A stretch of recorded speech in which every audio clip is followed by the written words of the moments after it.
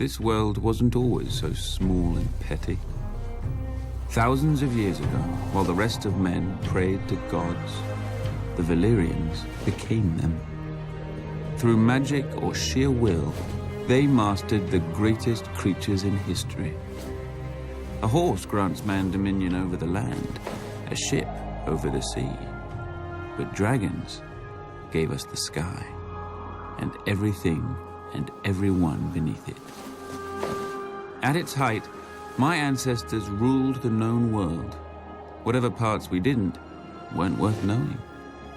Our capital of Valyria shamed the magnificent cities of the east, for hammers and chisels were no match for dragon fire and sorcery. It was a city and an empire built to last until the end of time.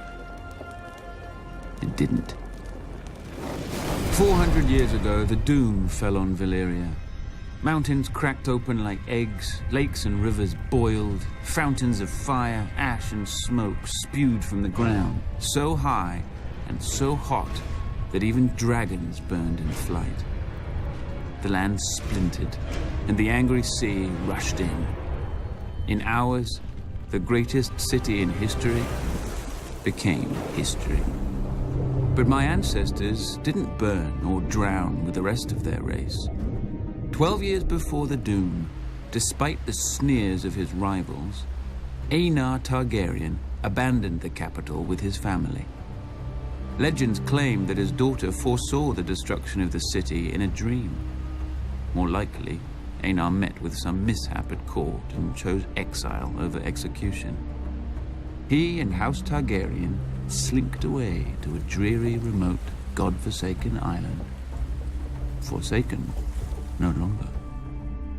With arts now lost to the world, we transformed a tiny outpost into Dragonstone, a fortress fit for the last dragon lords. Then Aenar's descendants settled into it like a tomb for their lost homeland. Until Aegon. When he looked east, he saw the past, old, tired, dead. But when he looked west, he saw the future. Gold in the ground, gold in the fields, and no dragons in the sky but his. He and his sisters, Rhaenys and Visenya, flew over the great continent, ostensibly visitors to a strange land. But when Aegon returned, he ordered construction of a massive table carved in the shape of Westeros, with all the notable rivers and mountains that they had seen. A personal map of the Seven Kingdoms, then ruled by 7 squabbling families. House Durrandon held the Stormlands from their seat at Storm's End, due south of Dragonstone. House Hora of the Iron Islands had also conquered and enslaved the Riverlands and ruled them from Harrenhal, a monstrous castle rising on the shore of the God's Eye. House Stark held the frozen wasteland of the north, the oldest, largest, and emptiest of the kingdoms. House Lannister held the Westerlands, the wealthiest kingdom, thanks to their gold mines. House Gardner held the Reach, the second wealthiest kingdom, thanks to their crops.